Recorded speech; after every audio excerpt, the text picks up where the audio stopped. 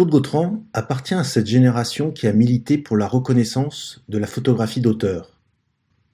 Il était un homme discret, hyperactif et a toujours été à l'écoute des autres photographes. Bernard Clossu a dit de lui « Gautran, ce grand de la photographie, c'est lui le véritable monsieur photo pour toute notre génération. C'est lui qui nous a tous reçus chez lui, qui nous a aidés, guidés. On lui doit beaucoup. » Personnage incontournable du monde de la photographie, militant infatigable, il était journaliste, écrivain prolifique, historien de la photographie. Il a signé de nombreux livres sur ses amis, comme René Jacques, Brassailles, Ronis, Doisneau, Dieuze, Pic, sur l'histoire de la photographie, les Cibergé, Blancard-Évrard, Eugène Adjet, Hippolyte Bayard, ainsi que plusieurs ouvrages sur son œuvre. Les Murs de mai, en 68, L'assassinat de Baltard, Les forteresses du dérisoire, Bercy, la dernière balade, Itinéraire d'un photographe et Le jardin de mon père. Il était aussi un photographe inspiré par la subjective photographie d'Otto Steiner. Jean-Claude a développé une véritable poésie par l'image, où le graphisme, la matière et les lumières sont les composants essentiels de cette rigueur formelle qui structure toute son œuvre. Il a fait partie en 1969 de la première équipe des Rencontres d'Arles, aux côtés de Lucien Clergue, et n'a cessé d'être présent tous les étés jusqu'au 50e anniversaire de ces rencontres.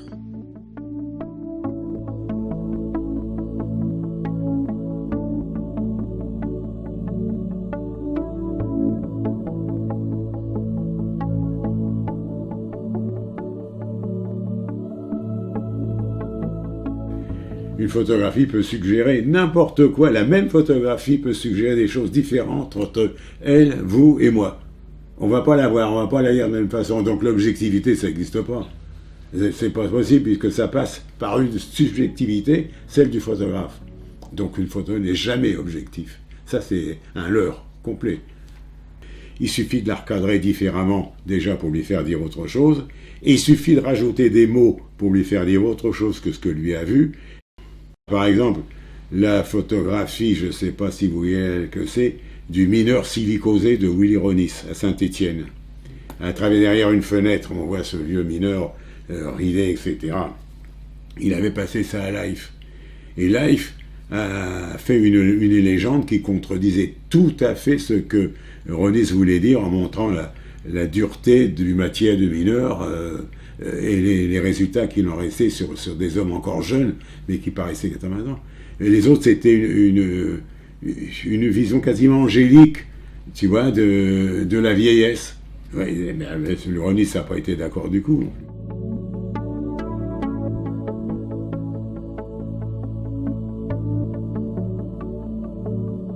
Et nous, le rôle des photographes, c'est justement de leur montrer à regarder les choses. On est simplement que des passeurs, hein, nous. On glane quelque chose parce qu'on a eu un écho et on le transfère au spectateur qui, lui, à son tour, joue un rôle de récepteur. On est entre deux dans un petit chaînon, nous, les photographes. J'oblige l'œil du spectateur à me suivre.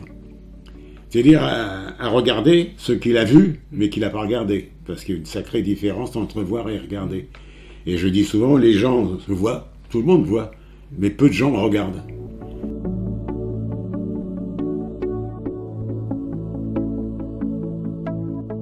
Je suis parisien jusqu'au fond de l'âme, sauf un petit bout d'âme en âme qui est encore dans le nord. Mais tout le reste, c'est parisien. Moi, je suis comme Doisneau, je dis souvent, quand je franchis le périph', je suis à l'étranger, moi, déjà. Hein, je voyage très peu. Paris, pour moi, c'est tout. Et quand on m'emmène quelque part, au bout de 8 jours, je suis heureux comme tout de revenir ici. Non, Paris, c'est vraiment... c'est mon point d'attache, c'est mon port d'attache.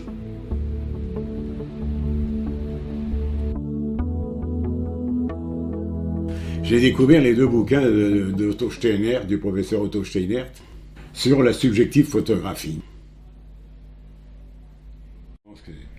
C'est ma culture de base, disons, qui m'a vraiment inculqué ce que pouvait être le langage photographique en dehors de la photographie traditionnelle et simplement contemplative. C'est un bouquin qui, pour les photographes, pour les uns, c'était répulsif. Ils ne voulaient pas savoir une photographie qui utilisait tous les moyens techniques pour aller au-delà de la simple représentation, du simple reflet de la réalité pour aller sur quelque chose qu'on crée. Et ça, c'était extraordinaire. Pour certains, l'effet miroir, ça leur suffit, mais ça ne sert à rien du tout. Il faut voir l'autre côté du miroir en même temps. Si on peut essayer de trouver l'autre côté du miroir. Mais c'est ça le problème. C'est d'aller au-delà de la simple représentation. C'est-à-dire que c'est l'imagination qui doit guider, qui doit commander à la vision. Et j'ai commencé donc en 1956-57, à faire mes premières photographies un peu inspirées par cette école de photographie. C'est-à-dire des choses épurées, des choses très graphiques, des choses qui essayaient d'aller à l'essentiel des formes, mais faire parler les formes en même temps. C'est tout l'art de la création, dans le fond. Et c'est comme ça que j'ai commencé.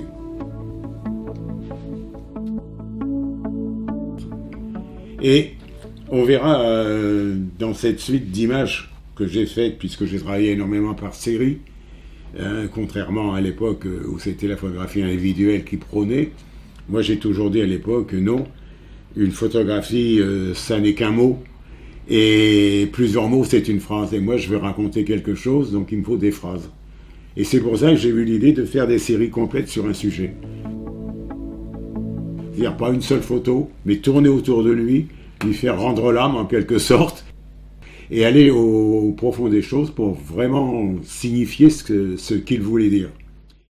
C'est pour ça que c'était assez novateur à l'époque, puisque c'était 64, et les dates sont là. Les gens ne travaillaient pas comme ça à l'époque. C'était la photographie individuelle, c'était même pas encore la photographie d'auteur, comme on voit dans certaines expositions aujourd'hui. On montrait une photo, par-ci, par-là, mais jamais un ensemble de photos pour un photographe. Alors on était loin des séquences de Michaels qui arrivent après. Et c'est pour ça que c'est une démarche qui m'a été propre pendant longtemps, parce que les gens ne l'ont pas tellement adopté à l'époque. Après, c'est devenu classique maintenant, les séries. Et Métropolis, ça a été le premier. Donc Métropolis, c'est simplement un voyage autour de Paris sur la construction de ce que deviendra le boulevard périphérique. Et c'est tous les poutrelles, les fers à béton, c'est le pouvoir évocateur du tracé de tous ces objets qui amène à subodorer un petit peu la signification profonde du message, qui est l'asphyxie des villes par le modernisme. Les villes disparaissent derrière les masses de ferraille comme ça. Et on les voit vaguement encore, mais elles sont avalées, les villes.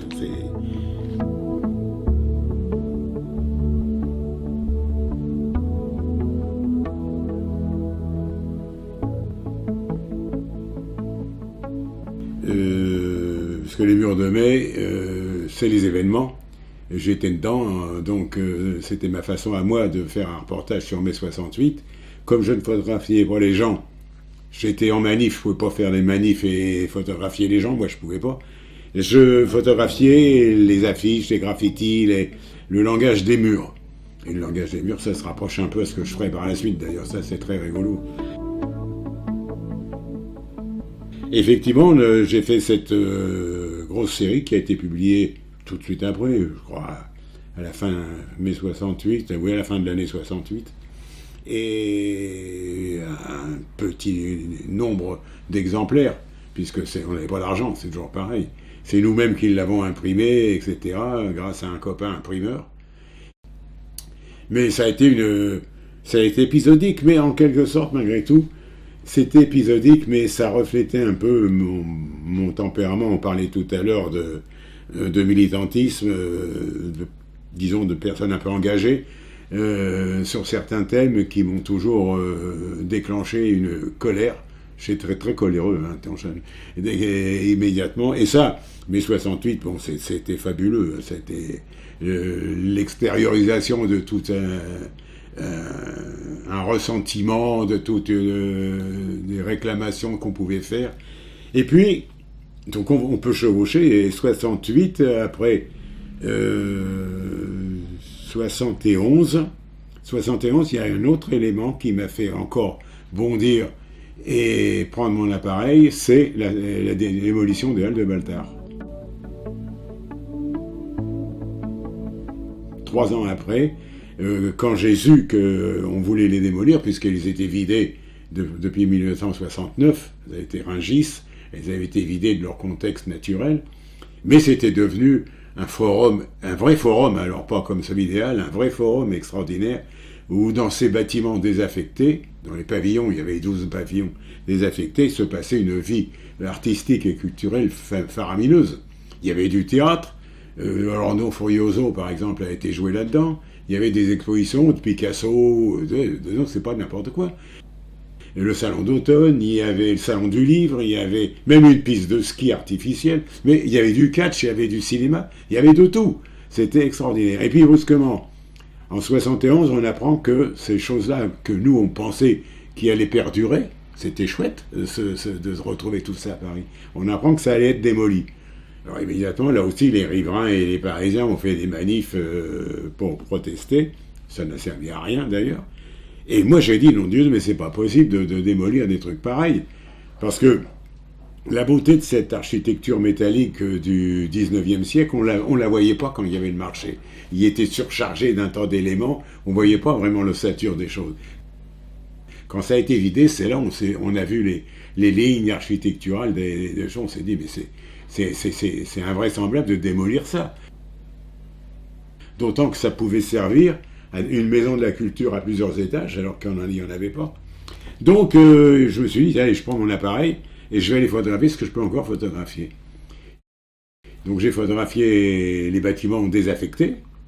Il n'y avait plus personne déjà désaffecté. Et après, la démolition. Mais toute cette série que j'ai intitulée, qui va être publiée en début 72, c'est l'assassinat de Baltard. Et l'assassinat de Baltard, je ne sais pas s'il est là. Oui, il doit être là. Bah oui, le voilà. C'est celui de l'époque, qui a été publié tout de suite en début 72. Et ben c'est à la fois un reportage et à la fois une série, une des premières séries que j'inclus dans la mémoire des lieux. C'est un lieu. Les Halles, c'est un lieu. À la différence de ce qu'on verra après, où c'est l'étang.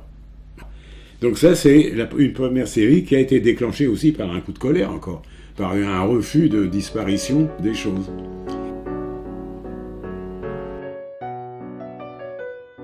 C'est ma Joconde, et c'est toujours celle-là qui est publiée. J'arrête pas de dire aux gens, mais il y en a d'autres, non, c'est celle-là, parce que les gens, ils connaissent, donc on montre ça.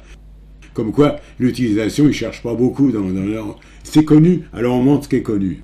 Mais on ne cherche pas à ouvrir l'esprit des gens, alors que tout ça, c'est aussi significatif.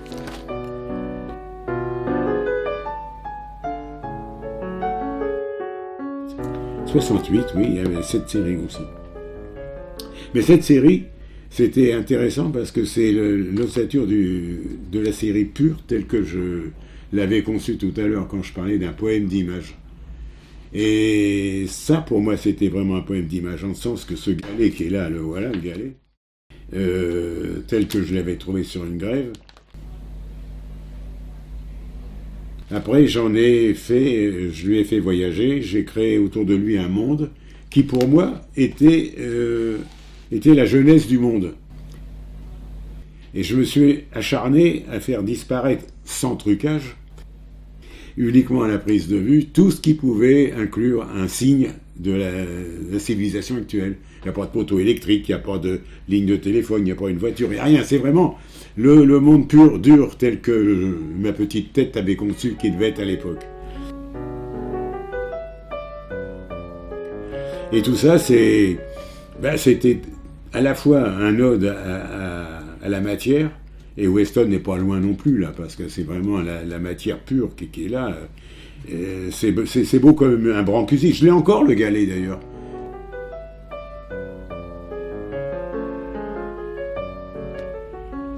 Et là, après, la série revendicative, donc c'est ce que je disais, et elle a commencé là, d'ailleurs, encore une autre série aussi, ça. une série sur les boues rouges. Les boues rouges, c'est du côté de Gardanne, par là. C'est les rejets de Péchinet, de Monsieur Péchinet,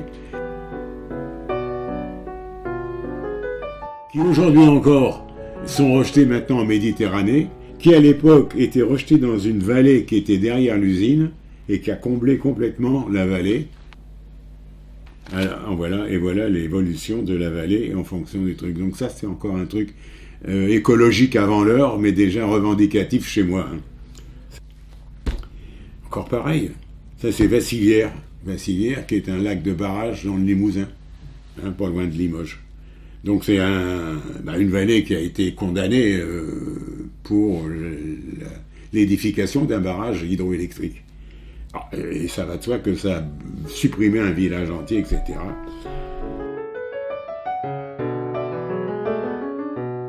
Et j'ai photographié là aussi les restes de ce qu'on pouvait trouver 45 ans après. Ça m'intéressait de savoir qu'est-ce qu'on va trouver 45 ans après au fond d'un lac. Et j'ai retrouvé un pont romain. Ça, c'est un pont romain. C'est fou, hein, qui est là, qui est englouti. Au jour d'aujourd'hui, il est encore englouti à nouveau. Ça, c'est une allée de platanes. C'est une route qui passait là ou là, je ne sais plus, elle venait d'eux, et là, c'était l'allée de platanes, et ils ont simplement coupé, et ça s'est fossilisé. Dans l'eau, au fond du lac, on a cette rangée de platanes qui a été, non pas arrachée, mais coupée, tu sais, pour aller plus vite. Et ça s'est fossilisé. Et on retrouve encore des vestiges, des habitations, des gens qui étaient là, et moi, ça me file la chair de poule quand j'étais là-dedans de voir ça. Je veux dire.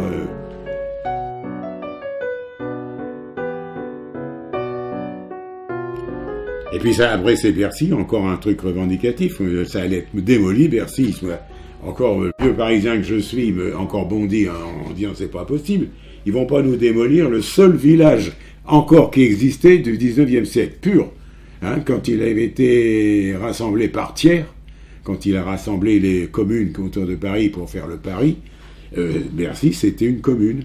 Et il y avait encore ces grilles, et il y a toujours les grilles, elles y sont encore, on peut les voir, qui entouraient, c'était un village qui n'avait pas bougé depuis 150 ans.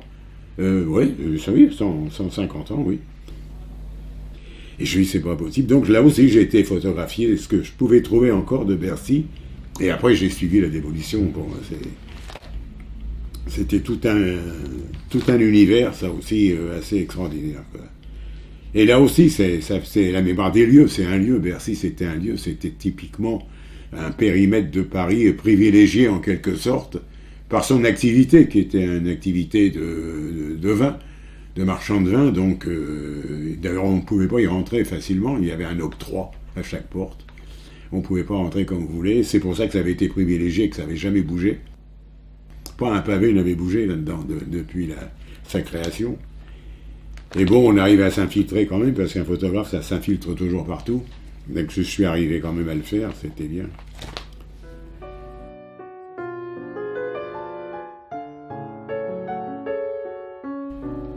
Encore une revendication, c'est la disparition du bassin minier. Faut pas oublier que, quoi que je sois parisien, je suis né à Lens, moi. Et mes grands-parents étaient mineurs de fond. Donc j'ai des attaches quand même, il y a quelque chose qui reste là-bas. Et quand j'ai vu ça, ça pendant 10 ans, ils ont tout démoli. Ils ont fait une série sur le paysage minier qui est, ma foi, qui est tel qu'il existait et tel qu'il disparaissait, lui aussi. Les corons morts, des villes entières qui étaient mortes, qui disparaissaient.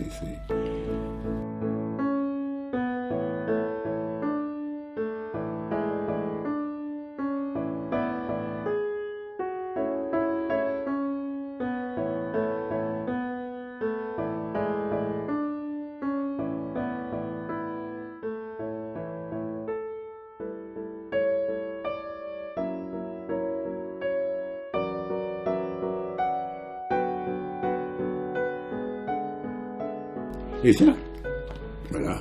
Encore un coup de gueule, c'est Carnac. Ça paraît bizarre que je puisse pousser un coup de gueule sur Carnac.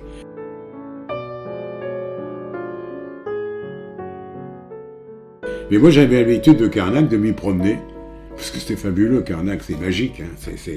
C'est un livre qui est magique par lui-même, puisque c'est la mémoire des mémoires. C'est un message qu'une civilisation nous a laissé, qu'on n'a pas encore compris d'ailleurs, qu'on n'a pas déchiffré. Je trouvais ça merveilleux de se promener. Et puis, un beau jour, ils ont décidé de bloquer, d'entourer maintenant Karnak. C'est entouré maintenant, on n'y pénètre plus. Sauf en visite guidée, mais sur des sujets bien particuliers. Alors j'ai encore piqué ma crise et je suis allé photographier Karnak avant qu'on puisse plus y aller. Encore revendicatif, mais la défense de la mémoire encore. C'est qui joue là-dedans. La défense de la mémoire et la beauté de la matière, parce que là on a toutes les matières possibles, imaginables. C'est un domaine assez extraordinaire, Karnak. Avec ses dolmens, ses menhirs et tout ça, c'est formidable. J'avais tout pour que ça me plaise, quoi. C'est vrai.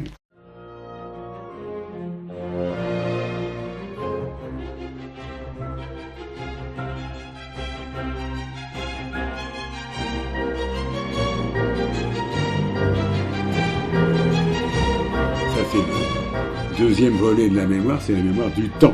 Là, c'est les lieux, des endroits. Là, c'est le temps. La mémoire du temps, c'est les vestiges de la guerre.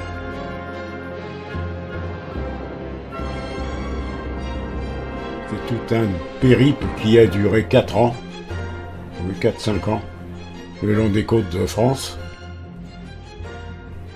et qui fait partie justement de ce que j'appliquais à l'époque, des séries de photographies sur un seul et même sujet.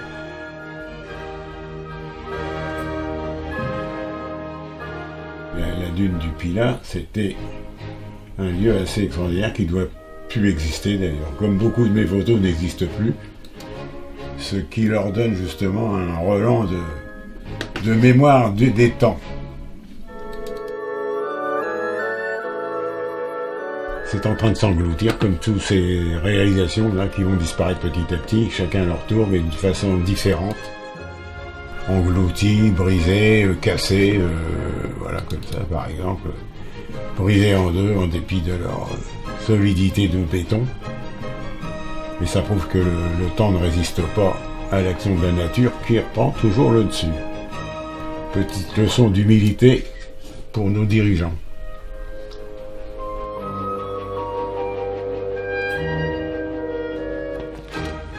Et puis, Oradour-sur-Glane, c'est la deuxième partie du diptyque.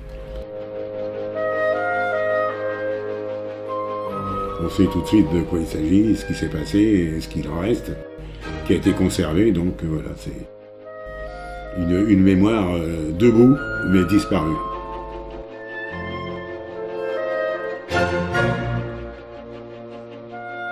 Et puis, toujours le troisième volet de ce triptyque sur la mémoire des temps, le camp du Struthof. C'est le seul camp de concentration qui a été en France pendant la guerre. Mais c'était pas la France, c'était en Alsace, et l'Alsace était allemande à cette époque-là.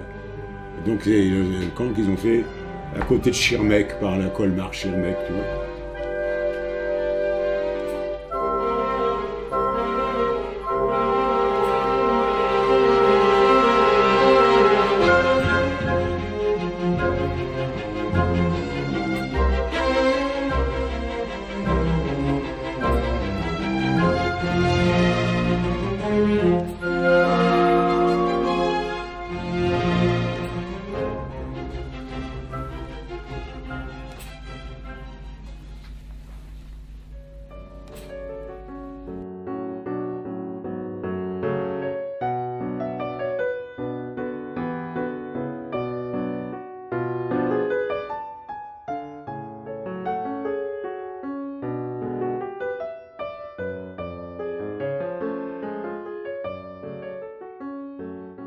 Et dans la série des balades parisiennes de la fin, là, il y a des gens tout le long des rues, puisque je les rencontre dans les rues. Mais c'est pas des gens sur les gens, comme Sander, qui était vraiment une étude approfondie du personnage. Moi, c'est simplement des personnages de fond de décor, qui passent dans les rues comme Doisneau, comme Ronis, souvent. Hein, c'est un peu ça. La photographie humaniste, c'est un peu ça. C'est l'autre côté. L'autre côté. Mais disons que j'ai commencé vraiment par ce côté-là, et puis j'ai glissé petit à petit, et les amis aidants, à cette photographie humaniste qui est passionnante d'ailleurs aussi.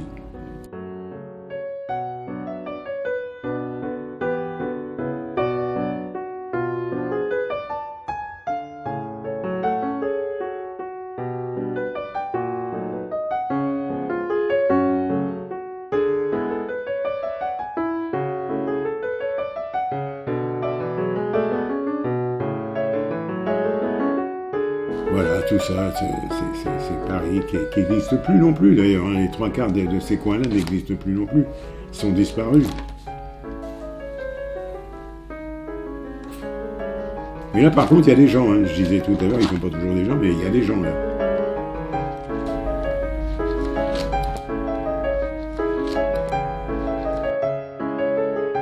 Voilà, ça c'est 40 ans de balade dans Paris, 40 ans ou de gens ou d'architecture. Ça c'est la construction du quartier Montparnasse en 1970. Les premiers buildings qui commencent à apparaître dans Paris.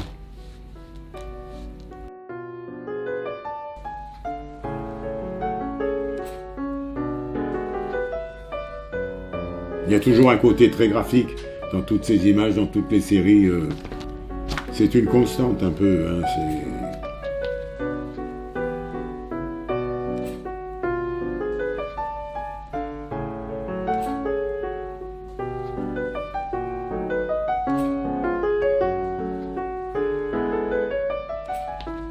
ça, c'est le dernier voyage de la Petite Ceinture à Paris.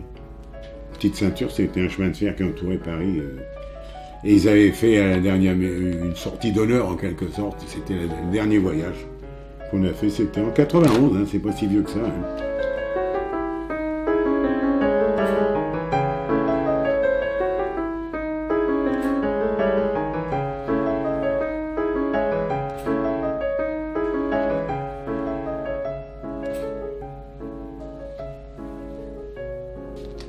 Non, puis bon, il y a les manifs, bien entendu. La Bastille, c'est un lieu symbolique à Paris. Je pouvais pas ne pas aller à la Bastille. Quand même.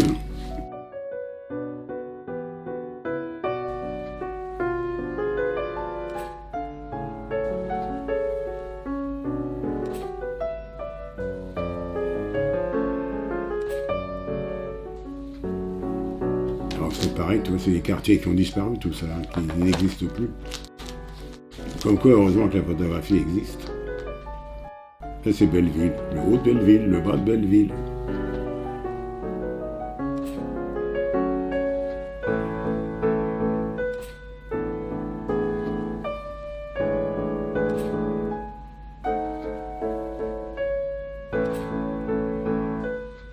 « 87, c'est les années à peu près. Hein. C'est les années où j'ai le plus produit, ça. Les années 80, 90, début 90.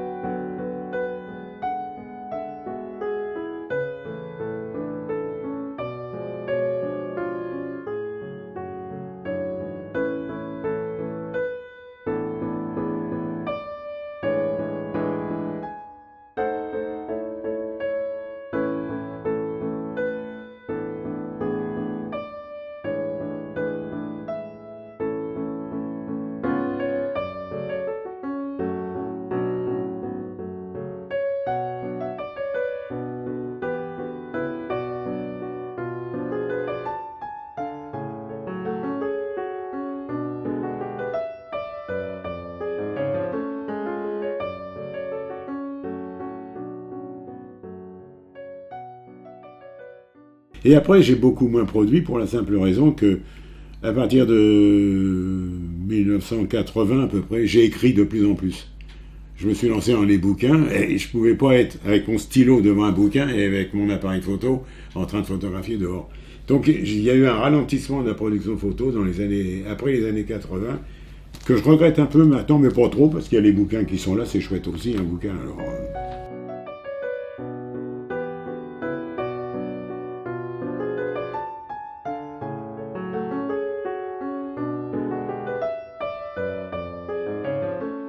Puis là, on arrive à cette dernière série, Le jardin de mon père, qui est une série qui a été déclenchée par la redécouverte du gant de mon père dans le cabanon qui est au fond du jardin, parce qu'on a gardé la maison.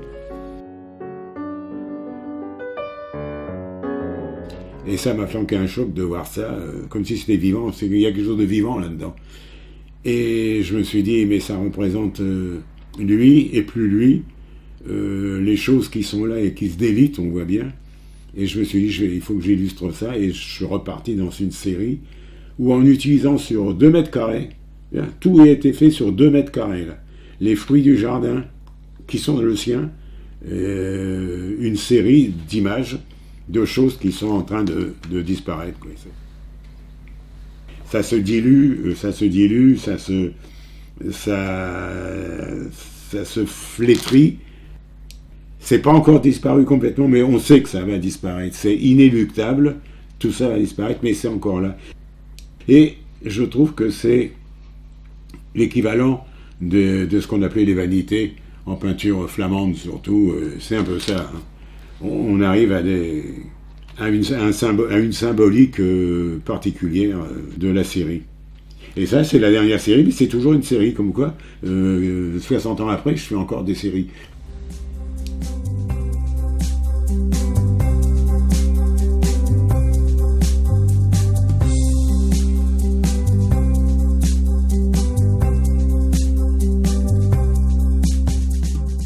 Lorsqu'un après-midi du 1er juillet 1970, un petit groupe de passionnés se réunit au musée Réatu, aucun ne se doute que démarre là une aventure qui va bouleverser le paysage photographique français et faire d'Arles, ce lieu magique, la future capitale de la photographie mondiale.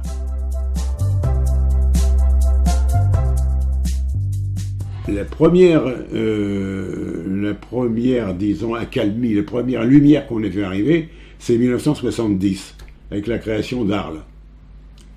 Et je dis toujours, la photographie, il y a la photographie avant Arles et la photographie après Arles. C'est comme la Bible, ça. C'est exactement la même chose. Et ça a un peu dégelé les choses.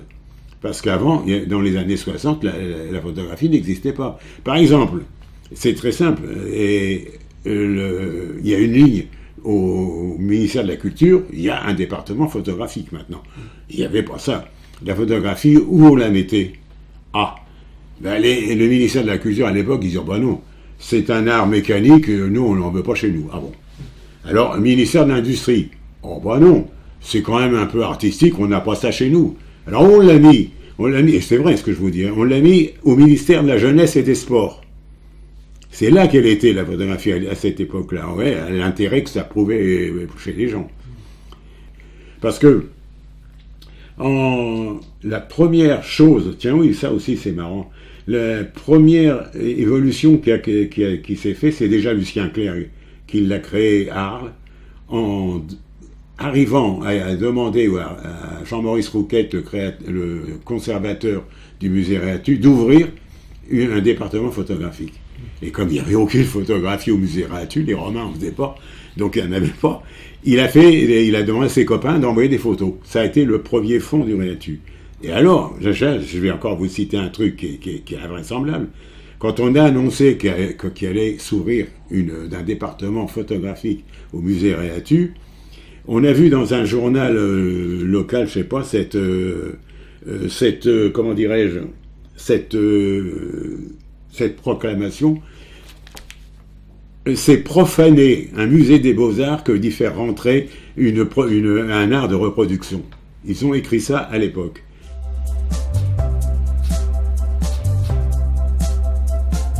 Il y a eu toute l'équipe qu'on a appelée à l'époque, les uns admirativement, les autres péjorativement, ça dépendait des positions, la bande à Clergue.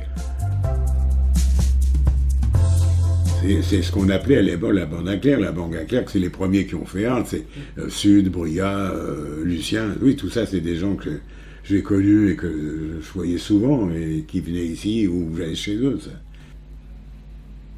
C'était toujours fabuleux de rencontrer ces gens-là. Et ils avaient toujours quelque chose à raconter, de même qu'ils avaient toujours quelque chose à voir et à nous montrer, ils ont toujours quelque chose à raconter. C'est des gens qui vivent intensément une vie intérieure. Et on le ressent dans leur conversation, et ça c'est merveilleux ça.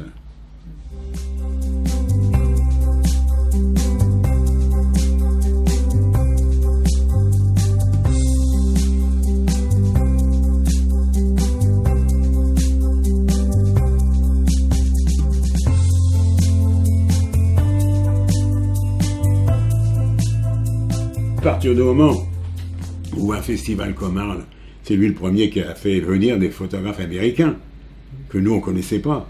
Quand on les a vus arriver, c'était les dieux de l'Olympe qui descendaient sur Terre pour nous. C'était des choses extraordinaires. Rencontrer Ansel Adams, rencontrer Eugene Smith. Mais je ne sais pas si vous vous rendez compte que pour nous, ce que ça représentait, c'était divin, quoi.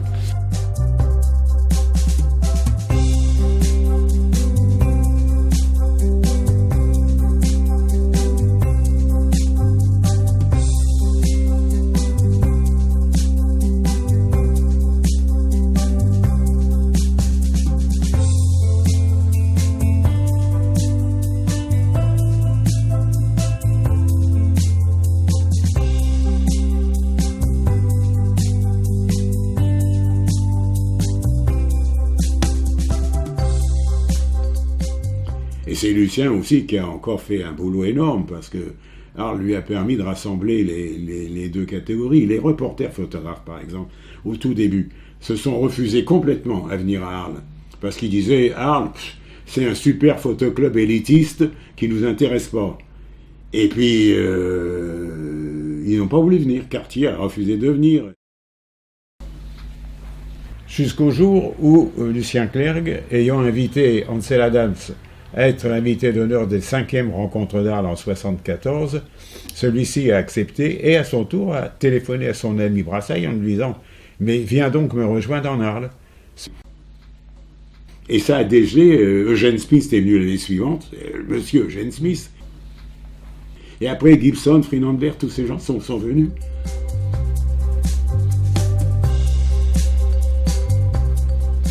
C'est une époque qui était extraordinaire, ça.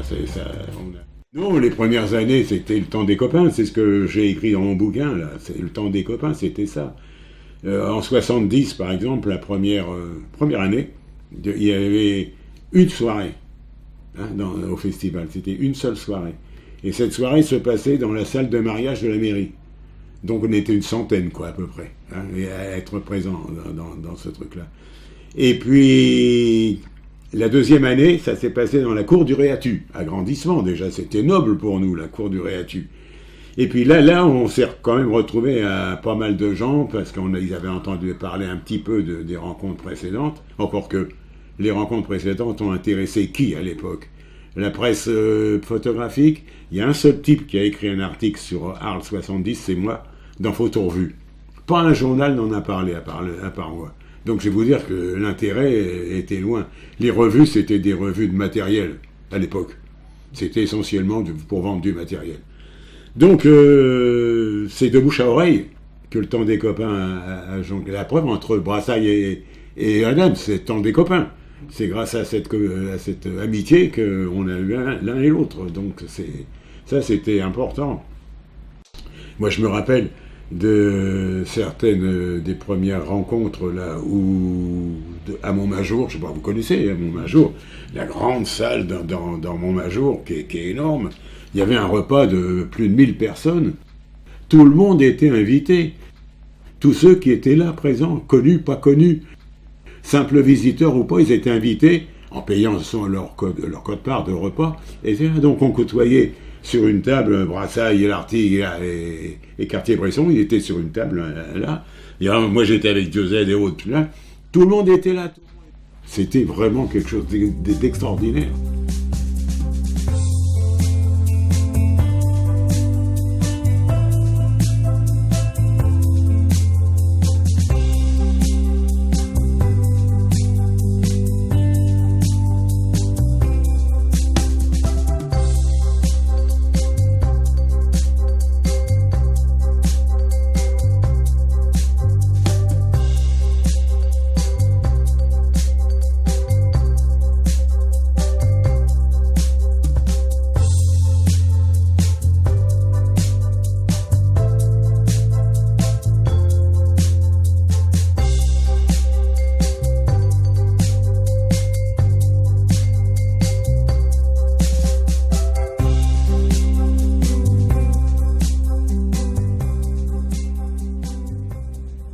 parle moi de mes copains, de Willy Ronis, Robert Doisneau. Pour moi, ça a été j'étais un genou pour eux. Faut pas oublier ça. Quand je me suis pointé, ils étaient déjà dans le métier depuis je sais pas combien de temps, donc j'ai été le petit jeune pour eux. Et ben, j'ai appris énormément avec eux, et puis il y avait des liens d'amitié qui se sont créés facilement à cette époque-là. Et c'est vrai que c'était toujours enrichissant de les voir. C'est des personnes. Pour Brassailles, c'est pareil. J'étais souvent chez lui à l'époque. C'était merveilleux, Brassailles. Je m'asseyais dans le fauteuil, je le laissais parler. Puis j'attendais. C'était un conteur né. Il me racontait. Et Ronis, c'est pareil. Ronis, je le lançais sur une conversation. 1 heure après, il continuait. Et je l'écoutais religieusement parce que c'était fabuleux. Ça, c'est des rencontres énormes, quoi, qui marquent une expérience et c'est une vie, ça.